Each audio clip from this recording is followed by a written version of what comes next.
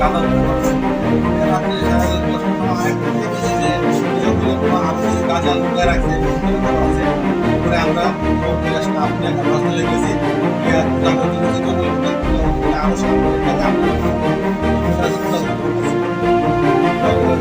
আরো বাজার মূল্য কত?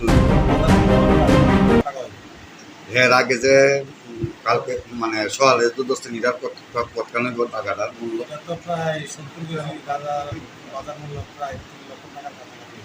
কারোকে অ্যারেস্ট করছে? না, কারোকে পাওয়া গেছে না, এটা 106 বিরুদ্ধে আমরা সৃষ্টি করছি, তদন্ত চলছে।